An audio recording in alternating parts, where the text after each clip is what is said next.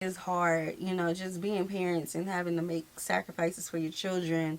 Like us, the route that we have taken for our children has been, it's a non-traditional route, but there have been a lot of sacrifices that we had to go through, especially, with our children. Right, right. And I'm just grateful that we're at a place where, obviously it's not in comparison to that. I couldn't No. even imagine being in a whole new country without my children. Like, Yeah. Yeah, your location yeah. depends on the type of sacrifice that you gotta, Yeah. give back. You know what I'm saying? Yeah. So it's like for us, we had our level of sacrifices. Every parent, I feel, have their level of sacrifices.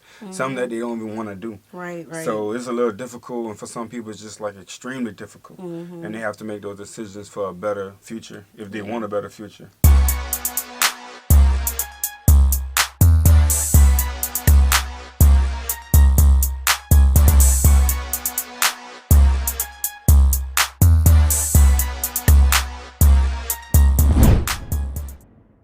What's good, y'all? It's the Demouchets REACT, and we're back with another video. Who we got today, C? Today we're back with another American reaction. Super excited about this video. If you're new to us and we're new to you, make sure you scroll down, hit that subscribe button, and turn on the post notification bell because we're on the road to 200K.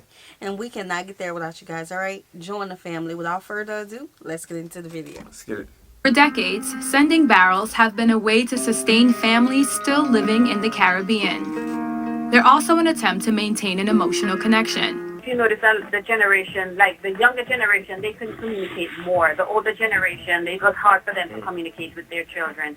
They said, I wish I could have communicated more with my children to tell them what really happened to me. It's just that it's not that I didn't want to see them, but this is what I had to do to make their life better. Maybe not so much their young lives better, but their adult lives better. Wow. They were seeing the big picture. That is how. So from men, I got a lot of response from men. Surprisingly, a lot of the buyers of the book were men, and they were like, wow, I wish I could have talked to my parents.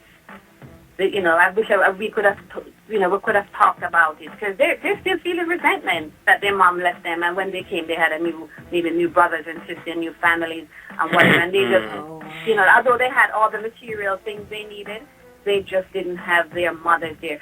But the thing is, they didn't talk about their fathers not being there.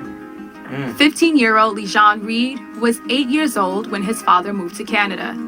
Although I have my mother, my stepdad, and my two brothers, I feel lonely because he don't call and those things. If I don't call, he don't call. Wow. So it's like you sacrificed my childhood to give me an adulthood, as you said, Pamela. This is a very interesting notion. Many people have undergone this. So I want to talk with Dr. Melrose Rattray. Let's get her into this discussion. Dr. Rattray, when and how did you first become acquainted with this topic? And I've been at this from about the early 90s in terms of trying to document and write it down. But my interest in it has been since maybe the early 80s. One, because I had the privilege of working in the family court system when the family court just began in Jamaica. And throughout my journey as a social worker and working in both probation and in the family court system, I recognize that many of the children who came through the family court and families who came through, that was at the root of the issue. Children whose parents were away and the children are giving trouble, they're having signs of grief and, a lot of hurt. A lot of raising themselves or being raised in context where they were not comfortable. And so you found that resulted in behaviors that could be considered deviant. And so I think my interest in it has been since that time. I became really more serious about it in the early 90s. And Claudette Crawford Brown and I was teaching by then. I had left family court and was teaching at UWI. And we became recognized that we had a shared concern and interest. And that was when we did the Barrel Children, Oh, wait. Let her finish this. On the Barrel Children of the Caribbean. And we looked then at how those remittances come and how certainly parents, when parents are absent, then you have to compensate somehow, eh? Okay, so I've heard of this before. I didn't know that was a term, because I remember working with an author, and she, of course, she's an adult now, but just working with her on her life story and how she said that her mom came to the U.S. first, and then her mom came back to get her and her siblings. I didn't know that this was like something that went on for a lot of people to the point that there's an actual name for it. Yeah, same as me. I heard about this type of doing where the parents would leave their children and go out to try to make a better life for them. Right, and the children have to kind of fend for themselves until something back to them. Right. But I never knew the name behind this.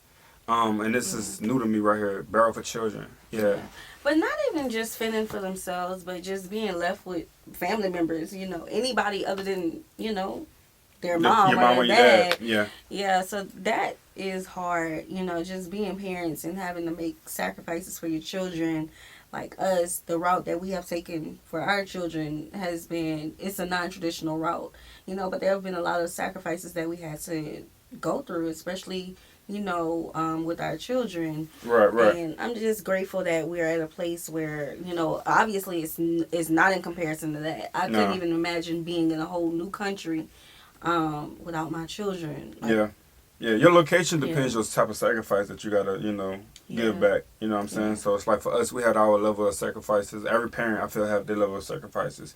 Some that they don't even want to do. Right. So it's a little difficult, and for some people, it's just like extremely difficult. And they have to make those decisions for a better future if they want a better future. Right, and they're thinking ahead, but the children not. The children, they don't understand. Yeah, they can't really understand it right now. Comprehension level, it's not all the way there yet. They just think, the parents are up and left, but they got a little clue on what's going on.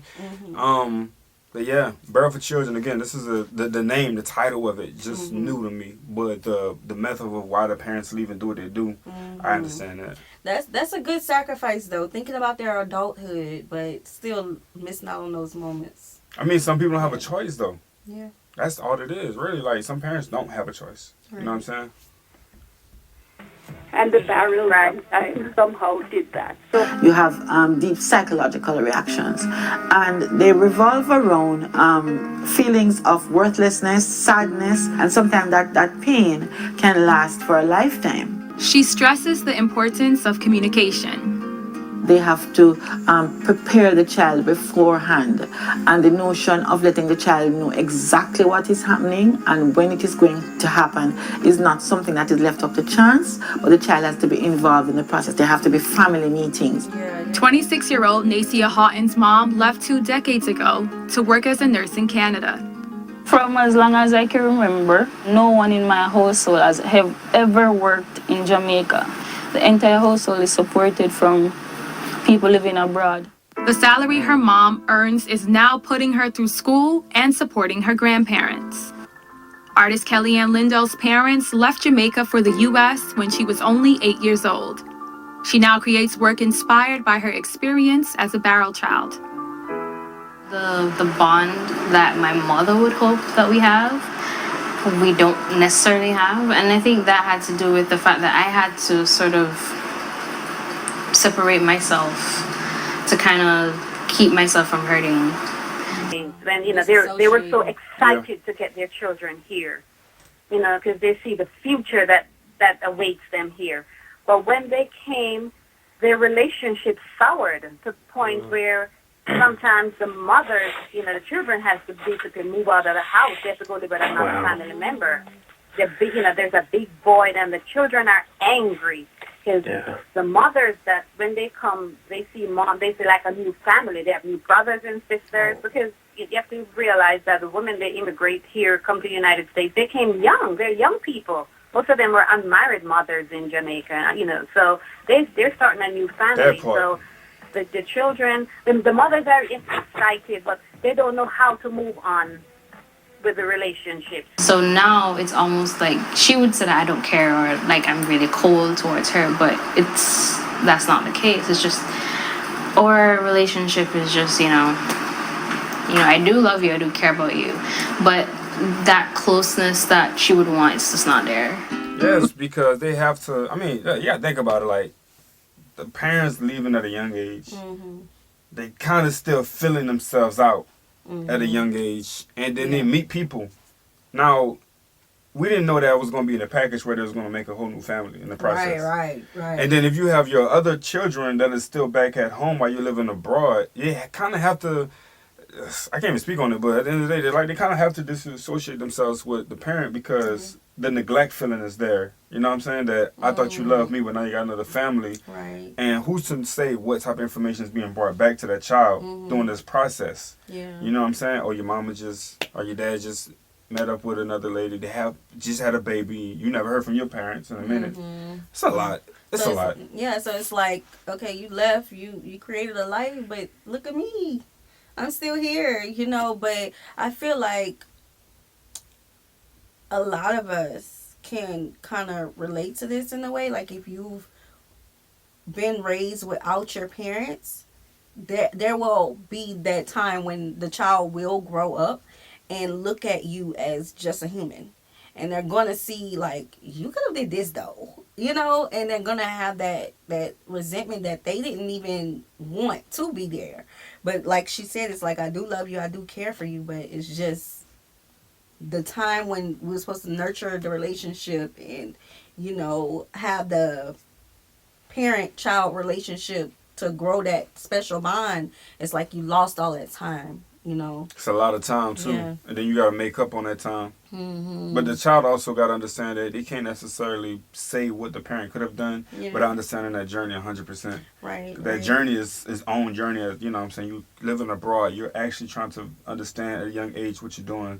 Yes, call back home, you know, still keep that connection, but who knows what happened between that time. Right, but I mean, it's one thing to have other family members raise your children, but thinking that they're okay, so you don't have to check on them. Right. But it's different when your children are raised in the same household as you. Like, that's tough. It's almost like unreal, though, man. What you mean? Like, for them to just say they leave to make a life for their children back at home, but then they forget about their children at home and make another. They're not necessarily forgetting about them, but they're like making another life. More family, like building a family that they can really secure when that security was supposed to be given back to that firstborn. Yeah. Or second, like, I don't know, like it's kind of unreal. Like, I know you're just saying a scenario, but that don't happen to every single one. Everybody don't go, you know, get married or have more children, but for the ones that do, I do see how they could feel left out. They could, you know, in their minds, they're like, my mama is, you know, wherever in the UK working, and they're gonna come get me, and it go on for a couple years, or maybe, you know, for a while, and then when they finally do reunite and they see the mama stress free, got a husband, got more children, I gotta create a bond with these strangers who are my siblings now. You know what I'm saying? So it's different scenarios, but. I never thought of this before. Like, I knew of people who went through this. I just didn't know the psychological effects behind this. You know, and think about the parents who are not able to visit as often. And like the young man, his dad didn't call. Yeah, they it's tough though. As well. It's tough. Yeah. Linda wants her artwork to spark more conversation about how parental absence can impact people throughout their lives, not just during childhood. Right. With migration being a path out of economic hardship for many people in the Caribbean, it's unlikely to end anytime soon. Find a way to contact your child. There's so much method of communication. Speak to them as often as possible. Get involved in their life. Know their decision. Know when they're sad. Know when they're unhappy. Find the time to communicate with your child or your loved ones or family. So many like building blocks on this conversation from all families, like perspectives are just like, there's so much that you can really talk about, actually. Yeah, really. That's a lot. And I know this topic is on barrel children, and we kind of drifted off a little bit. That's what I'm saying, so much. You really can, like, listen, if you are a parent and you're not in your child life, regardless if this is your situation or not, talk to your children. Just talk to them. Even if you can't really physically be there, regardless of your situation, check on your children daily. Continue to check on them, even if they're like teenagers and they're like, I don't really want to talk to you today. You know, continue to talk to them. Continue to call them the next day. Don't feel that, oh, let me give them some space. No, don't give them no space. Continue to call. They may not appreciate it right now, but when they grow up, they will. Because when they grow up and you haven't been around all that time, then all of a sudden parents want to feel like they have to make up or be there in their child's life. Right. But they had all that time that you could have done that. Yeah, and I want y'all to remember these two things. Children never forget, and children grow up. Remember that. So, again, that's a lot to be said. But, Yeah. hey, it's a topic, bro. It's a hot one. So let us know if you can relate to this or, you know, your thoughts on this. We hope you guys enjoyed this video with us. Like this video, subscribe, turn on the post notification bell. We have enabled our super thanks if you like to support the channel that way, as well as our reaction request form is in our description box below. We'll see you soon. Peace.